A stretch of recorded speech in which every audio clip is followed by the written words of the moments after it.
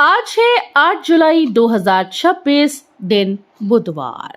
Welcome back to clean news MP. चलिए देखते हैं मध्य प्रदेश की 25 फटाफट बड़ी खबरों को। इससे पहले आप न्यूज को कहां से देख रहे हैं, हमें कमेंट में बताना बिल्कुल ना भूलें। साथ ही हमारे फेसबुक पेज को भी फॉलो करें। फेसबुक पेज का लिंक डिस्क्रिप्शन में दिया गया है। सोयाबीन किसानों के लिए बड़ी राहत, नई मशीन से कम होगी लागत और बढ़ेगी पैदावार। मध्य प्रदेश के सोयाबीन किसानों के लिए राहत की खबर है। बदलते मौसम और भारी बारिश से फसल खराब होने की समस्या के बीच अब एक नई मशीन किसानों के लिए मददगार साबित हो सकती है। शहडोल समेत कई इलाकों में सोयाबीन की खेती करने वाले किसान इस तकनीक का इस्तेमाल कर लागत कम कर सकते हैं और उत्पादन बढ़ा सकते हैं। ये मशीन खेतों में काम को आसान बनाने के साथ समय और मेहनत की भी बचत करती है। दशहरे से शुरू होगी दिग्विजय की पदयात्रा, बोले ये राजनीति नहीं आस्था का मार्ग है। पूर्व मुख्यमंत्री दिग्विजय सिंह ने ऐलान किया कि वे दशहरे से उज्जैन से अयोध्या तक धर्म यात्रा शुरू करेंगे। उन्होंने साफ कहा कि ये पूरी तरह से धार्मिक यात्रा होगी, इसका राजनीति से कोई संबंध नहीं। दिग्विजय ने कहा कि अब उनका उद्देश्य धर्म की रक्षा करना है। यात्रा के दौरान वे कोई भाषण नहीं देंगे, सार्वजनिक बयान नहीं देंगे और अपने सोशल मीडिया प्लेटफॉर्म पर भी कुछ पोस्ट नहीं करेंगे। उनका कहना है कि इस यात्रा का मकसद केवल आध्यात्मिक और धार्मिक संदेश देना है। एमपी के नगरीय निकायों में 756 एल्डरमैन नियुक्त, भोपाल इंदौर की सूची अब भी अटकी। मध्य प्रदेश के नगरीय निकायों में एल्डरमैन नियुक्ति को लेकर बड़ा अपडेट सामने आया। राज्य सरकार ने 3 महीने के बाद 756 एल्डरमैन की नियुक्ति की अधिसूचना जारी कर दी। इसमें 46 नगर पालिकाओं में 276 और 120 नगर परिषदों में 480 एल्डरमैन शामिल हैं। हालांकि प्रदेश के 2 बड़े शहर भोपाल इंदौर की सूची अभी तक जारी नहीं हो पाई। बताया जा रहा है कि दोनों शहरों में नामों को लेकर राजनीतिक सहमति नहीं बन सकी। नियुक्तियों के बाद निकायों में एल्डरमैन की भूमिका सक्रिय होगी। अब हिंदी में समझेंगे इंजीनियरिंग के फंडे। एमपी में शुरू हुई बीटेक सिविल की पढ़ाई।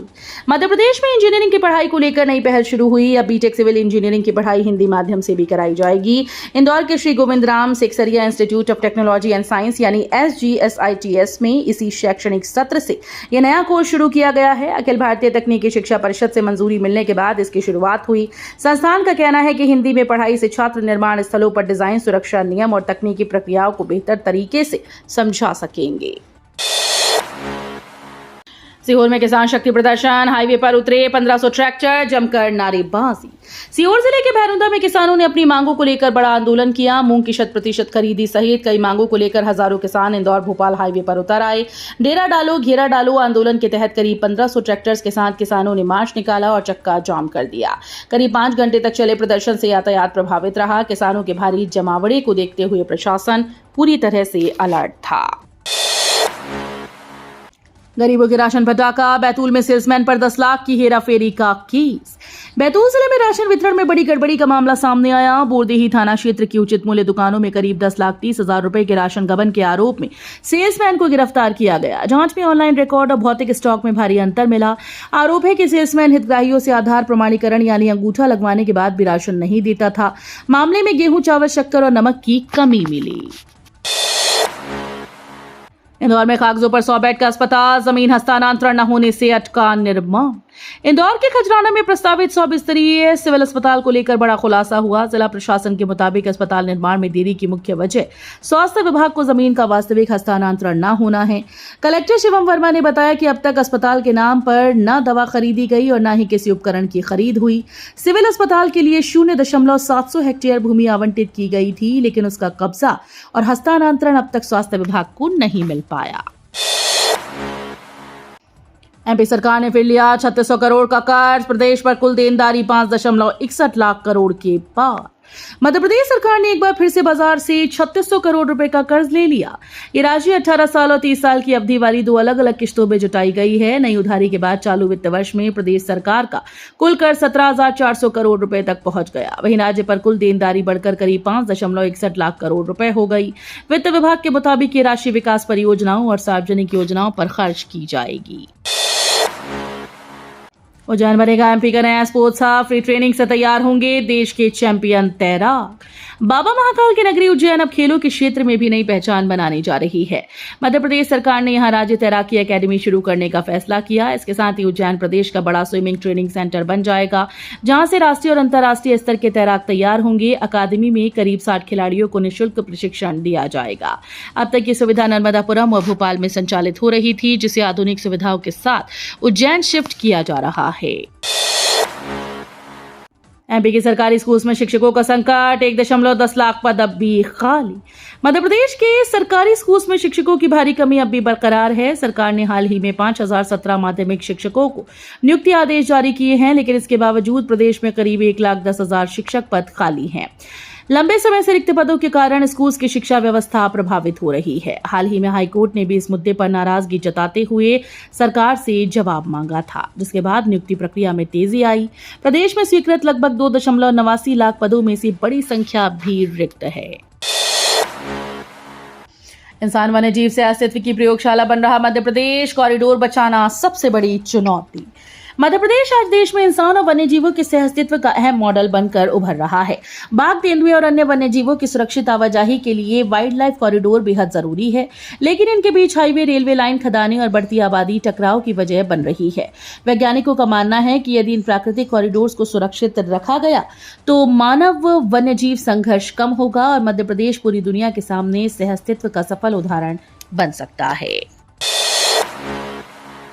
इंदौर में तैयार हो रहा एमपी का पहला डबल डेकर फ्लाईओवर, सितंबर में जनता को मिलेगा तोहफा।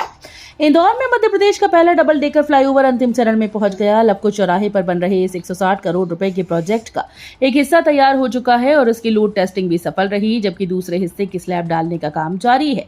जुलाई तक स्ट्रक्चर का निर्माण पूरा होने की उम्मीद है, जबकि बारिश के कारण डामरीकरण का काम सितंबर में पूरा होगा। फ्लाईओवर शुरू होने के बाद रोजाना 2 लाख से ज्यादा वाहनों को जाम से राहत मिलेगी। केसरिया रंग में दौड़ेगी भोपाल दिल्ली वंदे भारत, रोबोटिक तकनीक से मिल रहा नया लुक। भोपाल के रानी कमलापति स्टेशन से दिल्ली के हजरत निजामुद्दीन तक चलने वाली वंदे भारत एक्सप्रेस जल्द नए अवतार में नजर आएगी। ट्रेन का पारंपरिक नीला सफेद रंग बदलकर आकर्षक केसरिया किया जा रहा है। इसके लिए ट्रेन को झांसी की वैगन रिपेयर वर्कशॉप भेजा गया, जहां पहली बार रोबोटिक तकनीक से इसकी पेंटिंग और तकनीकी अपग्रेडेशन हो रहा है। आधुनिक तकनीक से ट्रेन को बेहतर फिनिश, टिकाऊ रंग और यात्रियों के लिए उन्नत सुविधाएं मिलेंगी। प्रमोशन में आरक्षण पर हाईकोर्ट सख्त, एमपी सरकार से मांगा जवाब, जल्द आ सकता है बड़ा फैसला। मध्य प्रदेश में प्रमोशन में आरक्षण का बहुचर्चित मामला अब निर्णायक मोड़ पर पहुंच गया। जबलपुर हाईकोर्ट में सुनवाई के दौरान दोनों पक्षों के वकीलों के बीच तीखी बहस हुई। इसके बाद कार्यवाहक मुख्य न्यायाधीश विवेक रूसिया और न्यायमूर्ति प्रदीप मित्तल की युगल पीठ ने संकेत दिए कि लंबे समय से लंबित इस मामले का जल्द अंतिम निराकरण किया जाएगा। कोर्ट ने राज्य सरकार से उस मौखिक आश्वासन पर भी जवाब मांगा जिसमें नई प्रमोशन नीति लागू न करने की बात कही गई थी। सीहोर के 31 गांवों में पानी का संकट, पाइपलाइन टूटने से आज 8 जुलाई को प्रभावित रहेगी सप्लाई। सीहोर जिले के 31 गांवों में आज को पेयजल सप्लाई प्रभावित रहेगी। मर्दानपुर ग्रामीण समूह जल प्रदाय योजना की मुख्य पाइपलाइन वन विकास निगम की खुदाई के दौरान क्षतिग्रस्त हो गई। भेसान और सिराली के बीच 400 mm व्यास की DI पाइपलाइन टूटने से कई गांवों में पानी की आपूर्ति बाधित होगी। विभाग ने पाइपलाइन की मरम्मत का काम शुरू कर दिया और जल्द सप्लाई बहाल करने के निर्देश दिए। गुना पुलिस की साइबर ठगी पर चोर जागरूकता रथ से लोगों को सिखाएगी सेव क्लिक का पाठ। गुना पुलिस ने साइबर अपराधों पर लगाम लगाने के लिए नई पहल शुरू की। पुलिस ने साइबर जागरूकता रथ को हरी झंडी दिखाकर रवाना किया, जो शहर और आसपास के क्षेत्रों में लोगों को डिजिटल सुरक्षा के प्रति जागरूक करेगा। इस अभियान के जरिए शैक्षणिक संस्थानों, बाजारों और भीड़भाड़ वाले इलाकों में साइबर ठगी से बचने के तरीके बताए जाएंगे। पुलिस का उद्देश्य है कि लोग ऑनलाइन धोखाधड़ी के प्रति सतर्क रहें और किसी भी संदिग्ध लिंक, कॉल या मैसेज पर तुरंत सावधानी बरतें। छिंदवाड़ा की स्वच्छता क्रांति, शौचालय और टंकियों की सफाई के लिए नई तकनीक। मध्य प्रदेश के छिंदवाड़ा जिले की स्वच्छता पहल ने एक बार फिर से देश में पहचान बनाई। Wash on wheels plus innovation को इंडिया सैनिटेशन कोएलिएशन अवार्ड 2026 हेतु 3 विशेष श्रेणियों में शॉर्टलिस्ट किया गया। ग्रामीण क्षेत्रों में शौचालयों और पानी टंकियों की सफाई की समस्या को दूर करने के लिए जिला प्रशासन ने यह अनोखी व्यवस्था शुरू की। मोबाइल यूनिट के जरिए संस्थागत शौचालयों की सफाई और रखरखाव किया जा रहा है। एमपी टूरिज्म में 3.91 करोड़ के गबन का मामला, 2 महीने बाद भी कार्रवाई शून्य। मध्य प्रदेश पर्यटन विकास निगम में करीब 3.91 करोड़ रुपए के कथित गबन का मामला अब सवालों के घेरे में है। मामला सामने आए 2 महीने से ज्यादा का समय बीत चुका है, लेकिन अभी तक न पुलिस से FIR दर्ज हुई है और न ही विभाग ने किसी अधिकारी कर्मचारी पर कार्रवाई की। सबसे बड़ा सवाल तो ये है कि इतनी बड़ी वित्तीय गड़बड़ी ऑडिट में क्यों नहीं पकड़ी गई। करोड़ों रुपए के हिसाब में अंतर के बावजूद निगरानी व्यवस्था पर सवाल उठ रहे हैं। बड़वानी में अवैध हथियार फैक्ट्री का खुलासा, सेंधवा पुलिस ने 3 पिस्टल समेत सामान किया जब्त। मध्य प्रदेश के बड़वानी जिले में पुलिस ने अवैध हथियार बनाने वाली फैक्ट्री का भांडाफोड़ किया। सेंधवा पुलिस ने कार्रवाई करते हुए मौके से 3 देसी पिस्टल, हथियार बनाने का भारी सामान और अन्य उपकरण बरामद किए। पुलिस के मुताबिक फैक्ट्री में लंबे समय से अवैध हथियार तैयार किए जा रहे थे। मामले में आरोपियों की तलाश और पूछताछ जारी है। 5वीं 8वीं पुनः परीक्षा का रिजल्ट जारी। 1.47 लाख छात्रों का इंतजार खत्म। मध्य प्रदेश स्कूल शिक्षा विभाग ने कक्षा 5वीं और 8वीं की पुनः परीक्षा का परिणाम घोषित कर दिया। पुनः परीक्षा में 5वीं के 80.42% और 8वीं के 74.16% विद्यार्थी सफल रहे। मुख्य परीक्षा और पुनः परीक्षा के परिणाम मिलाकर इस सत्र में 5वीं का कुल रिजल्ट 98.89% और 8वीं का 98.19% रहा। सरकारी, अशासकीय और मदरसा स्कूल के हजारों विद्यार्थियों ने परीक्षा में सफलता हासिल की। परिणाम जारी होने के साथ ही 1.47 लाख से अधिक विद्यार्थियों का लंबे समय से चला आ रहा इंतजार भी खत्म हो गया। राज्यसभा नामांकन विवाद पर हाईकोर्ट जाएंगी मीनाक्षी नटराजन। कांग्रेस नेता और पूर्व सांसद मीनाक्षी नटराजन राज्यसभा चुनाव में नामांकन निरस्त किए जाने के मामले को लेकर मध्य प्रदेश हाईकोर्ट में चुनाव याचिका दायर करने की तैयारी कर रही हैं। हाईकोर्ट जाने से पहले वे कानूनी विशेषज्ञों से सलाह ले रही हैं ताकि अपना पक्ष मजबूती से रख सकें। भोपाल में आयोजित प्रेस वार्ता में मीनाक्षी ने भरोसा जताया कि उन्हें न्यायालय से राहत मिलेगी। साथ ही उन्होंने भाजपा सरकार पर शिक्षा, किसानों और प्रदेश के मुद्दों की अनदेखी का आरोप लगाया। इंदौर हाईकोर्ट का बड़ा फैसला, पत्नी और नाबालिग बेटे को 30-30 हजार रुपए गुजारा भत्ता। इंदौर हाईकोर्ट ने भरण पोषण से जुड़े एक अहम मामले में बड़ा फैसला सुनाया। कोर्ट ने फैमिली कोर्ट का आदेश पलटते हुए पति को पत्नी और नाबालिग बेटे के लिए 30-30 हजार रुपए प्रतिमाह गुजारा भत्ता देने का निर्देश दिया।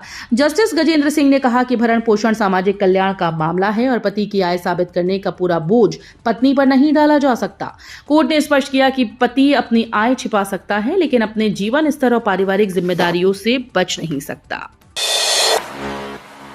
इंदौर से 26 नए रूटों पर दौड़ेंगी buses. No cost contract model से यात्रियों को राहत। इंदौर के यात्रियों के लिए अच्छी खबर है। Atal Indore city transport service limited ने नो कॉस्ट कॉन्ट्रैक्ट मॉडल पर 26 नए रूट्स के लिए डीजल बसेस के टेंडर जारी किए। इन बसेस का संचालन इंदौर से ग्वालियर, रीवा, जबलपुर, सागर, बालाघाट, नर्मदापुरम समेत कई शहरों तक होगा। इस मॉडल में बस ऑपरेटर ही संचालन और रखरखाव की जिम्मेदारी संभालेगा। इससे पहले आसपास के प्रमुख शहरों के लिए इलेक्ट्रिक बसेस की योजना भी शुरू की जा चुकी है। एमपी में मानसून मेहरबान, जारी रहेगा झमाझम का दौर। गुना, शिवपुरी समेत 6 जिलों में भारी बारिश की चेतावनी।